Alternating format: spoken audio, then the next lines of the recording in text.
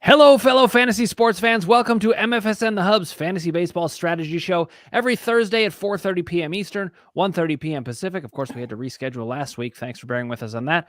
I am Dr. Dan Ratner. I'm here as always with Casey Vlad to the Bone Scheinbold and Ross the Boss. Hi, everybody. I'm Ross the Boss, if you can't tell by my hat. And I want to talk fantasy baseball in general with you, cowboy. 13-0, Dr. Dan Ratner, the Tampa Bay Devil Rays. They're playing unbelievable baseball. You said beginning of the season they'll be 162-0, and you are right. They're going to be 162-0. It's unbelievable. There's nothing I love more than being attributed being a genius when I said nothing of the sort. However, I did think the Rays would be quite good. They always are good. But, from a fantasy perspective, and we'll get into talking about lots of different aspects, but every starting pitcher they have does well. Yeah. Well, hold on. Wait. Let's Who's the top-rated starting pitcher in fantasy in rotisserie right now? Detroit. I think Washington, it's Drew Rasmussen. Oakland, and now they played Boston. They've played. Okay, that's fair. That's fair. They played like my girls' softball team. But listen, Ross, I'm not just talking about this season. I'm talking about every season. They always have these guys like Jeffrey Springs, who it sounds like he left a game with a potential injury. No, I actually hurt my hand today. Also, I fell on some stairs, and thank God I landed on my hand, but I had to ice it for a little bit. But I'm okay, everybody. I'm sorry to hear that, Ross. The Sunday softball league is not going to recover from his absence. But at least your hat's labeled, so you always know who you are. That's great. But Jeffrey Springs was one of these guys that emerged, and like when Zach Eflin started pitching really well, even though he's on the IL right now. Right before then, I was like, I guess I got to get on the bandwagon with any Tampa pitcher. By the way, are they actually the Devil Rays? Taj Bradley pitched well. He pitched well. He got sent back they brought down, this kid Taj Bradley up, and he pitched. Yeah, exactly. They are the Rays. They are not the Devil Rays. Sometimes they wear their throwback uniform. Right, but I think they officially changed their name. I don't know why. I guess it's not PC to have Devil in your name. And Casey, where did I go to school? I forgot. Oh, University of Arizona. The classic Casey answer: Arizona State, the Sun Devils.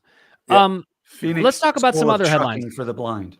Okay, so Ross, you drafted Jordan Walker in our league. I really thought about it, and I decided to draft a 40-year-old pitcher who was going to end up on the IL. Good job. And I picked right after Dan, and I considered it, but I went with the other hotshot rookie because I'm a Yankees fan. He has him on the bench right now. We both have good excuses for it, but Ross smartly went in on Jordan Walker, and he's basically going to start his career breaking Joe DiMaggio's record. He's going to have he's going to hit in 162 games. Yep. Let's see what happens first. The Rays lose a game, or Jordan Walker doesn't over. I bet you could bet that somewhere in Vegas. I bet he has that. I'm sure. So what do we make of Jordan Walker as a fantasy player? First of all, is he going to keep that third base eligibility next year? No. I don't think he's. Look who plays third base for St. Louis. Is if Arenado gets hurt, and even but listen, in Yahoo leagues, the way Nolan Gorman's playing, like they just put Gorman at third base because that's probably true. Nolan Arenado right now. That's probably true. But in Yahoo leagues, when it only takes 5 games, I think there's always hope. But it's too bad because we know third base is such a thin position, relatively speaking. It really would be nice if Jordan Walker would just stick there for all of us. Can't you do it for us, Jordan? I'm kidding. He's not doing it. He's definitely, he's 20 or 21 years old. He's definitely a phenom. He's definitely, he's 6'7". He has power. He's just going to get better through the season. I do worry about the Austin Riley effect this year. If you remember Austin Riley when he came up a few years ago, hit like 9 home runs in his first 12 games. Then they figured out the spot in the strike zone where he couldn't hit or what he couldn't do. And he struck out the rest of the year. He took the offseason and adjusted, which I think Jordan Walker is capable of doing too, and has been dominant ever since. But you got to imagine there's so much film, so much scouting. The metrics are so advanced that eventually these pitchers are going to figure out how to get him out with some consistency. Well, I think in many ways that's the name of the game, is figuring out which hitters are going to figure out the pitchers and which pitchers are going to figure out all the hitters, because that's what's going to make the difference. And I'm going to bring up the story I've been through with Jared Kelenic this season. Tell us. And I did it. Kelenic's home run yesterday was unbelievable. Keep going. But okay, so listen. Early in the season, you can make mistakes at any point in the season. But Casey always says you got to know yourself. And there are certain kinds of mistakes that I make that I've got to know. And one of my types of mistakes is that I pick up so many players that I'm going to cut very valuable players. I cut Jared Kelenic at one point after drafting him. I was high on him, but then it looked like he wasn't going to play against lefties. He wasn't hitting that well. It looked like the spring training was a mirage again for the third straight year. So I cut him. He gets picked up. He starts hitting 480-foot home runs. And I'm like, Jesus. So we play in a keeper league. And if I wasn't in a keeper league, I wouldn't have been so desperate to get him back. But the thing is, in a keeper league, or certainly in a dynasty league, he's long gone. But in a keeper league, you're not going to get a guy like Jared Kelenic back if he continues to perform this way for like 10 years. So I decided to send Sonny Gray and Alexis Diaz to the other team for Kelenic. I had to give up a closer. I had to give up some good pitching. The Sonny Gray thing I wasn't as worried about. He's pitching well, but Sonny Gray, the chance that he's going to get injured at some point, Sonny Gray's probably going to give you 120 innings, maybe. He's not the difference maker type of pitcher. No, the only difference maker in the deal is he's Kelenic. A third starter on a mediocre team. You're 100% right. The only difference maker, true difference maker that could win your league is Kelenic. I'm not saying he's going to, because I have no idea. He's striking out a lot. And I knew there was risk, but I was like, I gotta take the dive on it. But this is the thing. Early in the season, you got to know who to have patience on. And I wanted to talk with you guys about who do you have more patience with? What type of player? Because I'm thinking, especially with upside, that's where you want to have patience. Well, that's interesting, because one of the things I wanted to ask you about today is I have a list of some hitters who are struggling right now, and I want to know where you stand on them with regards to, do you keep playing them? Do you bench them? Do you cut them? Let's hear it. All right. First one, we'll go with Wilson Contreras of the now St. Louis Cardinals. He's ranked 305 in rotisserie rankings right now amongst hitters.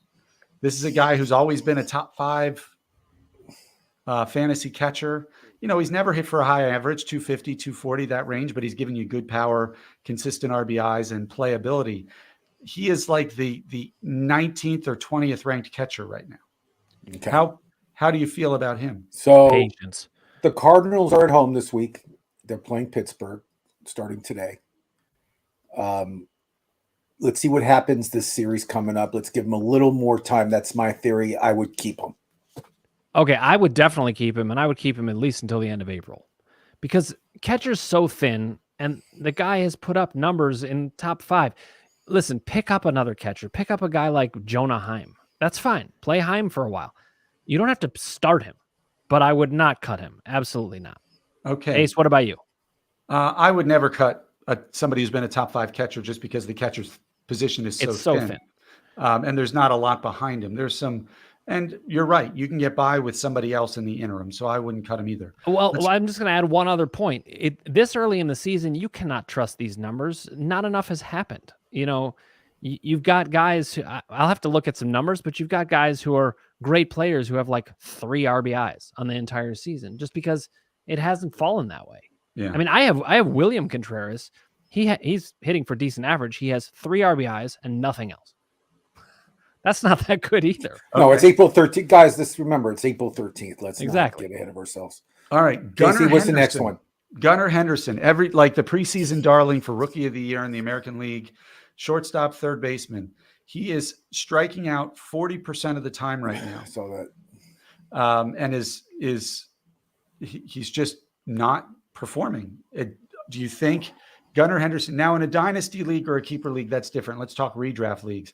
Is Gunnar Henderson worthy of keeping on your bench? This is a guy who doesn't have a track record in the major leagues, but he's a high prospect, but he's striking out 4 out of every 10 at bats. Well, I told you guys beginning of the season that rookies will be rookies, and this is going to happen throughout the season with rookies. They're going to strike out a lot. Gunnar, it was one of the favorites to win the Rookie of the Year. It's only the second weekend. Of course, you keep him. You don't cut him. He was drafted, I would say, in the 5th or 6th round in most leagues, or even 7th round. But again, you keep Gunnar. You can bench him. I mean, I have him in a couple leagues. I benched him. So maybe I should change it to whether, because I think. Gunnar is just. I mean, again, he's one of these I think I should change it from rookies. like, instead of cut him, bench him, or start him, because I think most of these guys were going to say, well, you can't start him, but I wouldn't cut him. So on the worry meter from 1 to 10, how worried are you about that type of player actually producing? 2. He'll be fine by July. Worried. Wow. I'm not worrying on Gunnar. I'm not actually super worried about him either, and I'll tell you one of the reasons why. He has struck out 17 times in 34 at bats, actually, but he's walked 10 times. Like, that to me is telling me that he's figuring it out. This guy is loaded with talent. I think you hold on to him.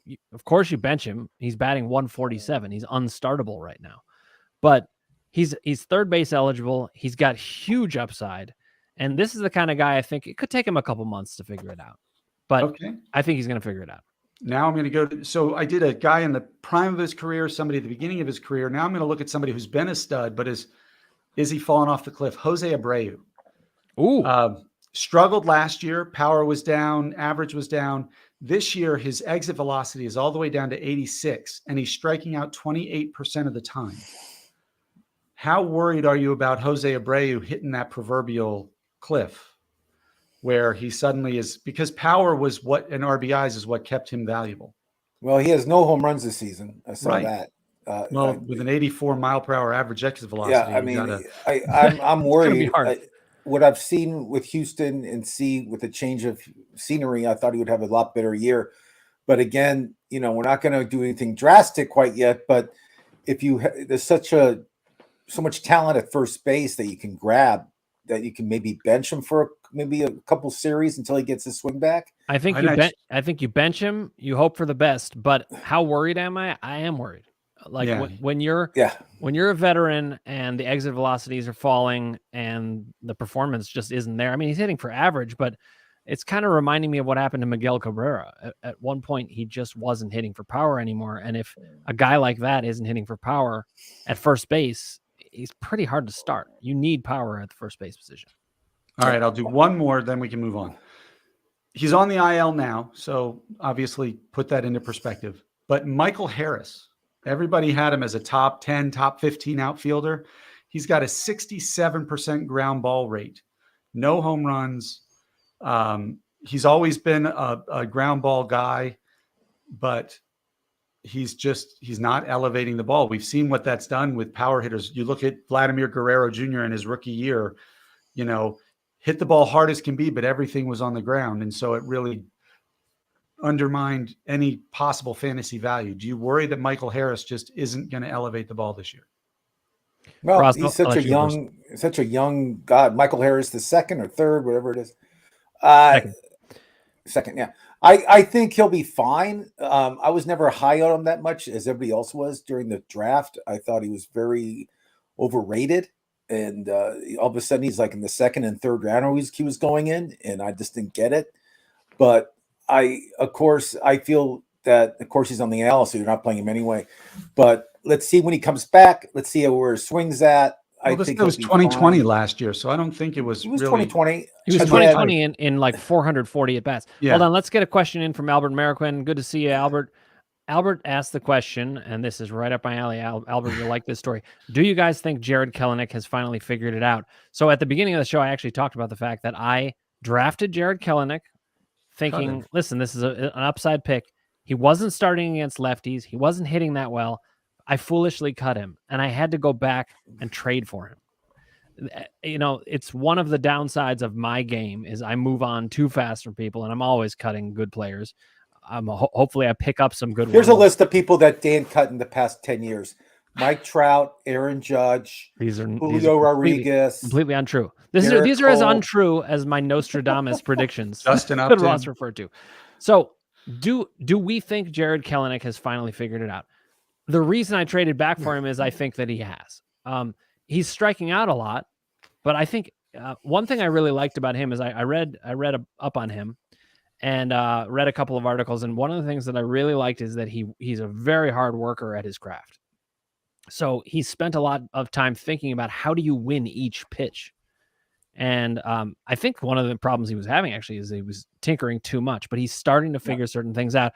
And look, when you hit 480-foot home runs, you start to think maybe they've figured it out. Yeah, I don't know if he's figured it out or not, but I think it's worth the bet, right? Yeah. It's worth the investment that he did because, I don't think Dan overpaid for him, Sonny Gray and Alexis Diaz, but he had to give up a lot to get him, considering a keeper league and the value of closers in our league. But it's worth the investment because if he has figured it out, if you remember, this guy was Julio Rodriguez before Julio Rodriguez in terms of the hype. He was the reason Edwin Diaz and Robinson Cano were shipped to the Mets because this guy was supposed to be kind of the next great outfielder. So the pedigree is there. The talent is there. Ideally, he turns into later life Josh Hamilton and not early baseball career Josh Hamilton. Right. I mean, I will also say this. There's degrees of figuring it out. So I think he has figured out enough that he's going to be a very useful player. And I think in a keeper and dynasty league, it's a no-brainer because he's going to figure out more. So I don't know what kind of season he's going to have in terms of, is it going to be a complete monster of a season? But I think he's going to end up being keeper worthy by the end of the year, which to me means he has figured it out. I agree. I think he'll have, 30 something home runs, over 90 RBIs. That's my prediction. How many steals, Ross? What are you thinking? Because this is a part of his value. I think he's a 30+ steal guy if he's getting on base. I mean, I would say between 25 and 30. Okay. I predict like 22, but that's pretty good. I mean, good. 30 homers, 22. And if he can just hit for decent average and show progress, that's huge. Okay, let's jump back to Michael Harris because, Ross, you were saying, I just think he's overrated, and people have him so high up on their list when it comes to fantasy baseball. I just don't think he's that guy. He'll get a swing back. He'll be fine, but the beauty is in Atlanta, he doesn't have to be that guy because they have so many that guys. Oh. So the pressure's not on him. Whereas if a stud on a weaker team is struggling, like when Christian Yelich was first struggling in Milwaukee, all that pressure was on him. Like Milwaukee's offense is dependent upon him. They're going to give Michael Harris time to figure it out, and it doesn't hurt Atlanta. It's not like they have to get rid of him because they need to put somebody there productive because they have so many other productive guys. No, Atlanta's my team in the East. I think they're going to win the East. I think they'll beat the Mets. I think they'll beat the Phillies. I think both the Mets and Phillies will make the playoffs again. Speaking of the Phillies, did you see Bryce Harper is now in his rehab working at first base? Oh, yeah. Yeah. I saw that. And I you probably would be even more excited about it if you didn't have Vlad to the bone. Well, yeah, but still, just the versatility for him, outfield and first base. Well, remember, he came up as a catcher when he was in college. Catcher, and when third he was in high baseman, school. yeah. He was. I don't know if you guys ever watched his YouTube reel, but it's unbelievable. When he was in high school, they showed Well, he him was like 16 years old in junior college, dominating. So in that little school in Nevada. I remember it very well. But first base. I play first base in softball, and they usually put the best athlete there, like myself. So they're actually the Phillies are doing a smart thing, of course. So that's why Steve Balboni played first base. You son of a John Kruk. I mean, there's so many guys like that. Ted Kluszewski. I'm not particularly worried about Michael Harris, but I think he's showing signs that maybe he isn't, like on an Acuna kind of level, which I think we all. But if he could be a 280 2020 guy, that's certainly fantasy. He'll be fine, guys. He's got to be like Randy Arozarena. That's what we're hoping for. Randy Arozarena of last year. This year, Randy Arozarena is now in that Ronald Acuna talk. The way he's playing. That's Holy true. cow. That's a good. So, Case, tell us what you're seeing with Arozarena. Well, Arozarena, I mean, he and Wanda Franco have proven to just be genuine studs this year so far. Think about the people who were so high on Wander Franco and stuck with it. I'm hoping Kelenic becomes like that too, but Wander Franco sure is delivering, isn't he? I mean, yeah. And Arozarena is, look, he was living last year off of that postseason from the year before where he was just like arguably the best player on the planet during the postseason with his power and defense and speed. He played awesome in the WBC, and now he's batting .320 with 3 home runs, 15 RBIs, and 2 stolen bases. So and 10 runs. Like 10 runs. The 10 runs looks bad compared to literally everything else, but it's great. He's the best 5 category contributor right now in baseball. Easily. And his team they haven't lost. So is he going to keep it up? Because we know they're not. I don't think the safe bet is no, right? Because a torrid pace. He's not going to keep up that. But no. Let's do some bold predictions for his numbers. 30 this year. And a 280 average, 290, somewhere in that range. I mean, it's upping his game from how incredibly valuable he already was. Maybe 100 runs batted in, definitely 100 runs scored. Yeah. I mean, he's a great player. I'm not arguing. I think he's going to be MVP talk all year. Let me ask about another player who's really broken out quite a bit. He had a pretty decent pedigree, and last year I drafted him high because I thought that was going to be the year he broke out. It looks like this might be the year he broke out. You know what I'm talking about, Case? C.J. Abrams? Oh, no. Well, C.J. Abrams is not breaking out yet, but Ryan Mountcastle is. Yeah, he had his 9 RBI game. 9 RBIs in one game. I mean, at that point, my team had like 30 RBIs total. I was just drooling over what might have been. So the Orioles in general, they're a really interesting team to be watching, and they were fantastic last year. But Mountcastle has 18 RBIs already. I think he hit his 6th homer today. Did he hit another one today? Yeah, I think he did. If the Orioles had any 18 RBIs, pitching, 9 runs scored, it's crazy. What's that, Ross? To me, the Orioles are for me, they're the most exciting team to watch in the American League. They're just young. I agree. They score runs, they give up runs, they steal, they do everything you want them to do. So let's shift gears here about pickups, because like a lot of people would look at the Orioles lineup and think, who can I get? Who can I get in that lineup? Who's available? We know, guys like Cedric Mullins are not available. So who can you get if you wanted somebody in the Orioles lineup who's a good pickup? Casey Jorge, right? He's available. What's his percentage? Jorge Mateo? He's 73%. I was like, who's Casey Jorge? The highest rated one who's under 60% owned is probably Austin Hayes. Yeah, that's what I was thinking. He said, I looked his stats up today, actually, because 300 average, just about 10 runs scored, 6 RBIs, 3 home runs. You can get him. He plays every day. He plays every day almost. Adam Frazier is not set the world on fire, his but stats have been going down the past week. He started hot. Second base is thin. Well, the other thing is Frazier and even Jorge Mateo. I mean, you got to have Jorge Mateo because he's got the stolen bases like crazy, but those guys aren't getting as many at bats. Austin Hayes plays. You guys want to know my real MVP this year for the American League right now? What if I said no? He plays catcher for Baltimore. It's Hadley Richmond. Yeah, Hadley Richmond. Get him. I mean, look at his stats this season, KC. He had the game-winning home run today. Game-winning home run today for Baltimore to win the game. He hit it right in the center field bleachers. Unbelievable. Yeah, he has 2 5-for-5 games already this year. I mean, he started the year of 5-for-5. And of course, the main headline is he's doing this at the catcher position. So right. Yeah. So for me, he's the league MVP right now. If I was voting today, and Kyle Gibson is the only pitcher who's even. I mean, Bautista's great, but he's 90-some% owned as a closer. Yeah, I'm not that excited about the Baltimore pitchers, and of course Grayson Rodriguez is struggled. Don't be. So.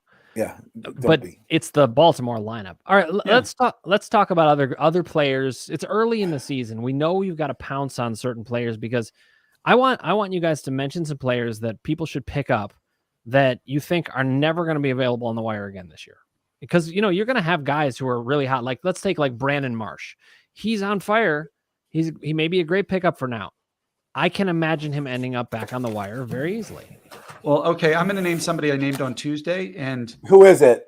Dan, I texted you this name when we were doing the draft. Ooh, I know who it is. Position.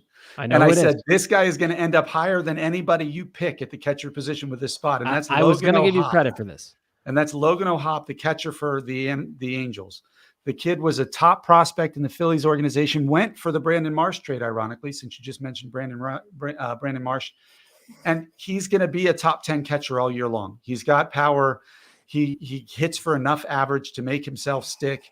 Defensively, he's got a cannon for an arm. So he's going to stay. His defense isn't going to keep him out of the lineup. And right now, their starting catcher, and I'm blanking on who it is out for like 8 to 10 weeks. So this is somebody who I think is available right now in 50%. He's 51% owned, already has 11 RBIs and only 35 at bats. So he's going to be somebody I think you're going to regret if you don't get him now. I think that's a great pickup. And by the way, you could look at a guy like Elias Diaz, whose numbers are even better than O'Hoppe's right now. But, I would take O'Hoppe in a heartbeat. And you look at the at-bats, and you look at the amount of at-bats, and I think O'Hoppe's numbers are better. but they probably are per at bat. It's pretty close. But the key to me is O'Hop is, because he's an unknown and he's a talent, we know what Diaz is going to do, and it's probably going to go down from there, especially that 342 average. That's not going to keep up. So I think that's a great pickup. I'm going to mention another guy that I think is a pickup that you're not going to find him available later, and that's another Colorado Rocky, actually. Ellie Montero. He hasn't even begun to do what I think he's going to do. He's banged up. He's not playing for the next couple of days. But right. He's got a hurt thumb. But, third base is a thin position. Right. You can, at the very least, play him when he plays in Colorado half of the games of the season and get extremely good value. I mean, could he end up on waiver wires again? Yeah, he easily could. In fact, he's only rostered on 14% of teams. So he's on the waiver wire a lot right now. I expect that to change. Am I wrong about that, guys? What do you think? No, Colorado. We talked about this. No, you always want a piece of Colorado. So yeah, I'm going to heating up. And his stats he'll have home runs. He'll have RBIs. He'll have a stellar. Ross, how many pairs of glasses do you have on? 100.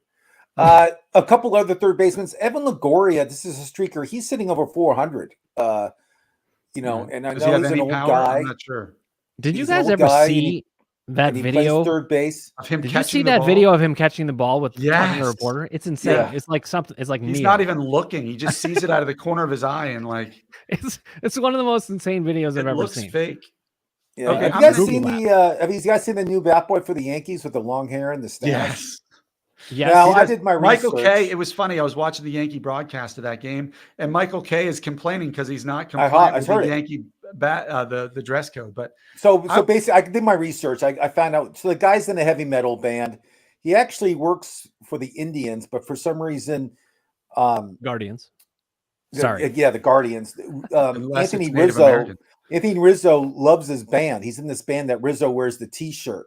So that's why. And then there's a picture. So of the two of them together. Rizzo got him to be the bat boy for one game for the Yankees, and I just love how your broadcaster went off about the shoes and the hair, and I loved it. He was so angry about it and so adamant against this kid being the bat boy because of his hair and his look. It was the best, and it made the kid went viral, and the kid's band blew up because of this. It's unbelievable.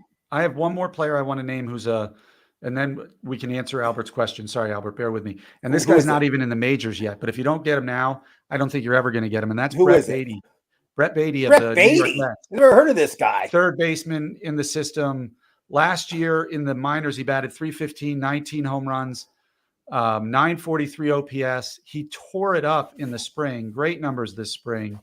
And in the minors this year, he's only had 27 at-bats, 3 home runs, 2 stolen bases, a 6-to-8 walk-to-strikeout ratio. He's walking almost as much as he's striking out. The only thing blocking him is 34-year-old journeyman Eduardo Escobar, who's batting I think he's batting 103 and doing nothing. And so this is a kid who can come into that Mets offense, which you want a piece of also when you look at the studs in that lineup. And he's playing third base. He's going to come up as because Casey, I saw him play last year for the Mets, and I saw him hit his first home run for the Mets last year. And his mom was there, his dad was there, and they were crying. It was a great moment. I mean, and huge future for this kid. I agree with you. Yeah, and I think if you get him now, I think you're going to have a third baseman locked in for a while. No, I'm going to pick him up. Don't tell Dan, but I'm going to pick him up on our league tonight. So don't tell Dan right now. I'll make sure not to tell me. I'll do my best. All right, we got Albert Marquin has a question here. Any good pitcher streamers for this weekend? So I'm looking at the dates that we're looking for. So you're looking for it looks like the 15th and 16th. So who would you guys stream on those dates? Anybody jumping out at you? I mean, I do see. I don't love the start, especially at St. Louis, but Mitch Keller. Pittsburgh plays horribly in St. Louis. History. I'm saying it's not something I'm. Who's pitching for St. Louis? Is Flannery pitching this weekend? I think he is. Flaherty, I think, is pitching after the weekend. It's the 17th. Oh, is it? Okay, I know he pitched in Colorado and he pitched okay. If you need somebody for tomorrow, Johnny Brito is pitching for the Yankees against Minnesota tomorrow. That's not. I thought Brito pitches today. Is it today? Oh, he actually does pitch. Yeah, Brito goes today. I thought it was tomorrow. I apologize. It's okay. Brito goes today. I got to look at the matchups, but there are some pretty good matchups over the weekend. But streaming wise, I like Kyle Gibson for Baltimore. I think he's their ace right now. I think he's pitching great. Just depends who else is out there. But I'll give you a couple. Oh, did we lose him? Oh, it looks like we lost your sound. You did a max headroom, then we lost your sound, then you put on 2 pairs of glasses. You're like the alien from Aliens with the teeth, extra sets of things. Work on your sound, Ross. We'll get you back in a second. But one thing, Albert, I'm sure you're well aware of this, but if you're desperate for somebody to stream, just look for who's starting against Oakland. Look for who's starting against Pittsburgh. I don't have those numbers in front of me, but one streamer that I think is not a terrible stream is Nick Pivetta against the Angels. I mean, I don't love starting against the Angels, but he is pitching at home and he's been pitching well. Still can't hear you, Ross, but I think I hear you. Something. He's making an argument. We both went there. Name the movie, guys who are listening out there. What movie did we just quote? This guy isn't a streamer for the weekend because he's not pitching, but I do think that this is a decent waiver wire pickup. Is Alex Wood? He's only 6% rostered, and I think you could do a lot worse than Alex Wood, but it depends on the depth of your bench. Go ahead. I was going to say Bryce Elder is pitching for the Braves against Kansas City on Saturday. Oh, I like that. That's not a bad one. He's been pitching great. Let's see when's you're Dre looking Jameson, at the schedule, Casey? Yeah, Dre Jameson doesn't pitch till Tuesday. Oh, Dre. Let's talk about Dre Jameson while you're looking for other streaming options. Let's talk about Dre Jameson. I actually picked him up at one point because I wasn't sure if he might end up closing in Arizona, which could still happen.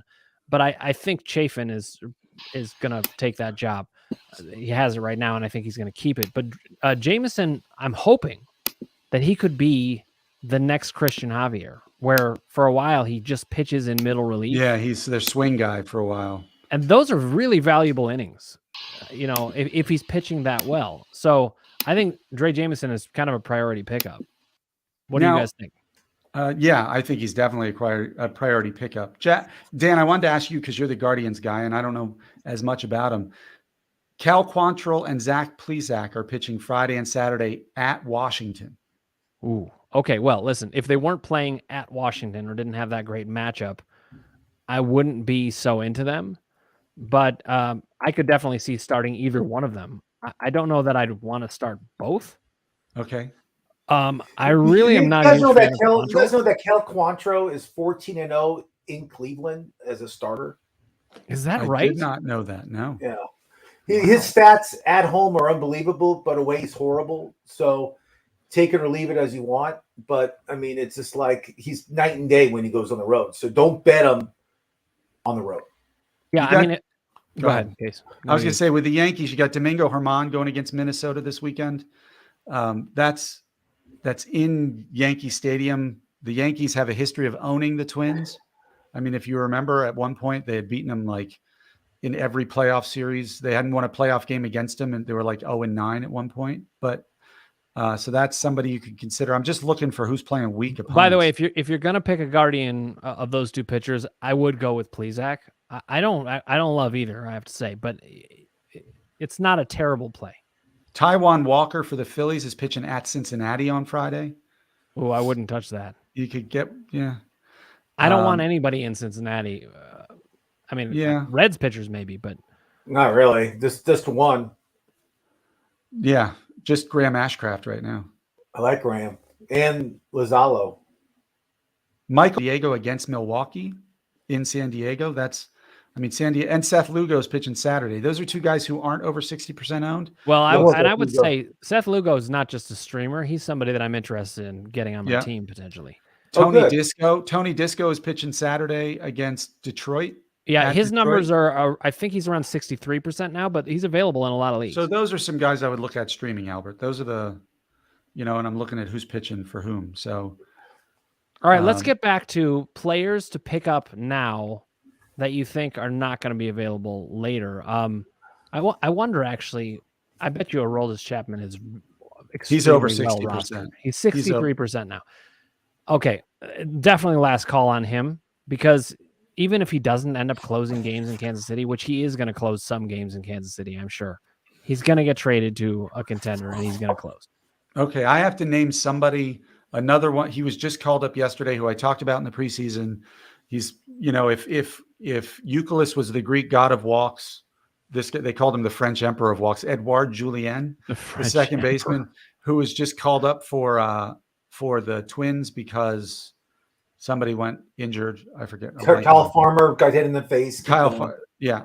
So this Gallo's guy is out too. So he's a 440 on base average over the previous 2 seasons. 440.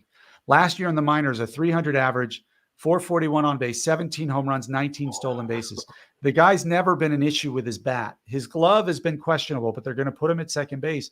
In fantasy, we don't care about their defense as long as they're getting at bats, right? So, well, there's only one way we care about their defense, which is if they end up not on the field because of it. But right, otherwise, but it doesn't. If he makes an error, it doesn't hurt you in fantasy unless you're in a league where they punish you for that. So, I think Edouard Julien is 23 years old, second baseman, can hit for power, hit for average, run a little bit, get on base, plays second base, which is super thin. He's a guy I would. I'm picking him up right now. Uncle Ted Talk says, "What up? Good to see you, Uncle Ted Talks." Welcome back, Uncle Ted. He was here on Tuesday. Oh, all right. He's a big Dre Jameson fan. So if you want to ask somebody about Dre Jameson, that's your guy. Yeah, I mean, so let me ask Uncle Ted. I just compared Dre Jameson. I'm not saying it is the comparison, but I wondered, could he be the next Christian Javier, who pitches a lot of these middle innings for a while and then emerges as just a very valuable starter down the stretch? So, Uncle Ted, do you think that could happen? There's many ranges of outcome, of course.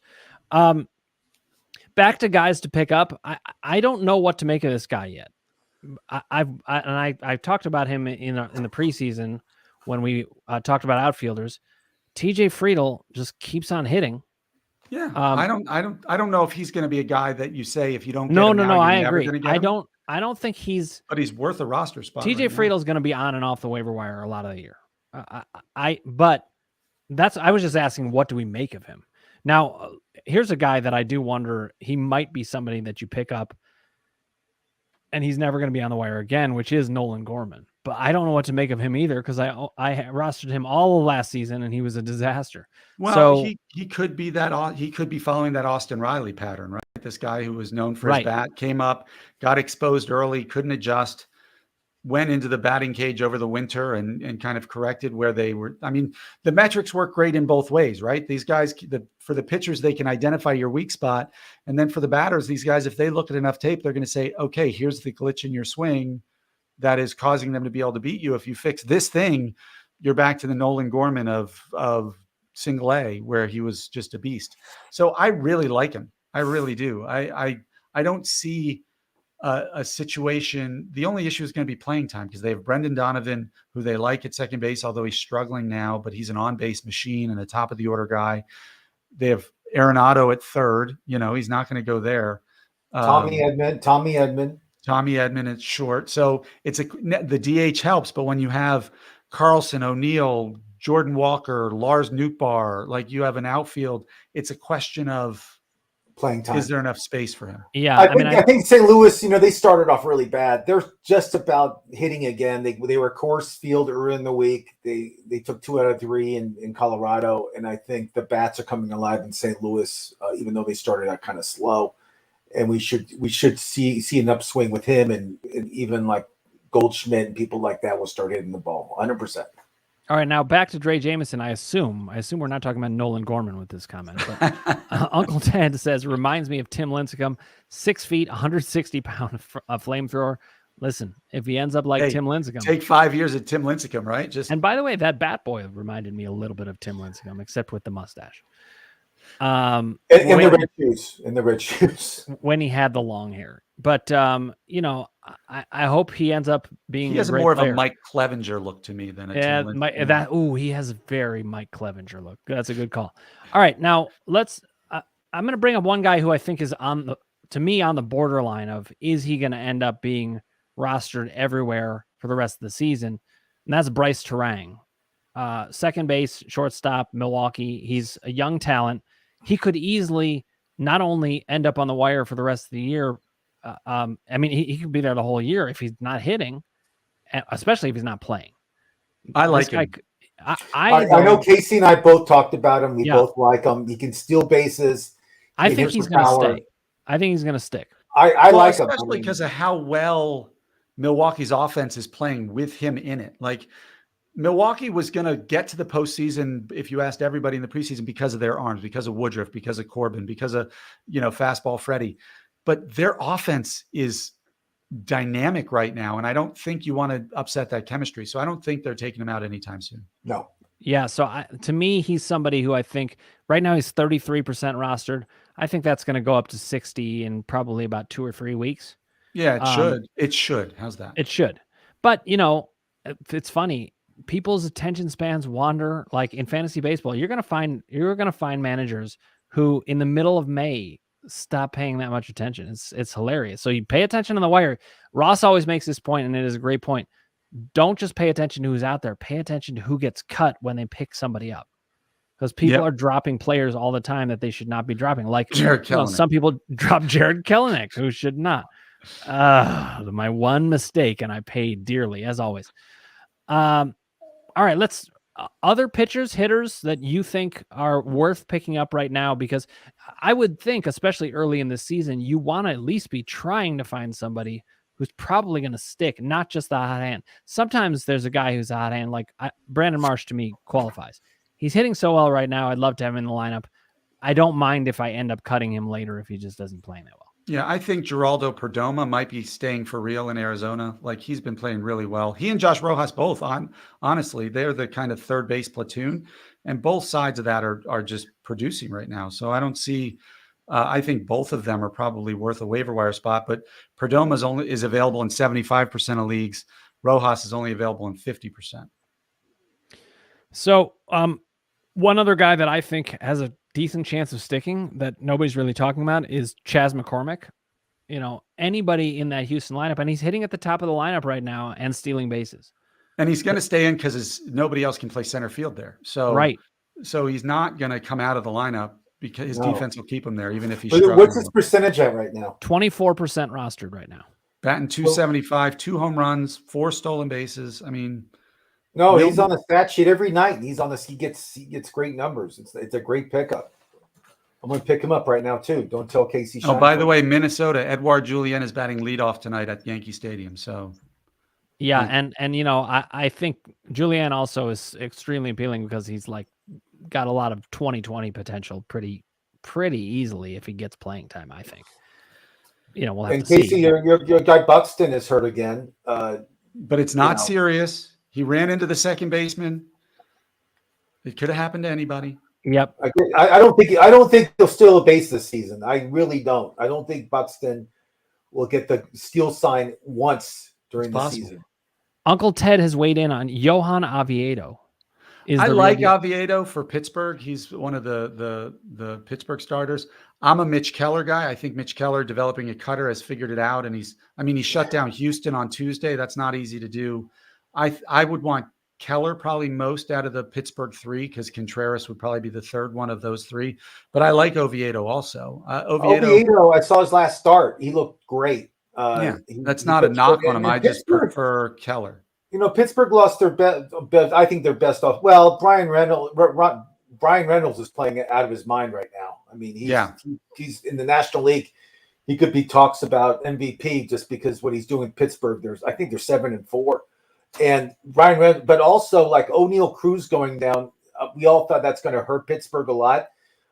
I think Pittsburgh's going to be around that Central Division for. I think they're going to waver making the playoffs this year. I think they're that young and good.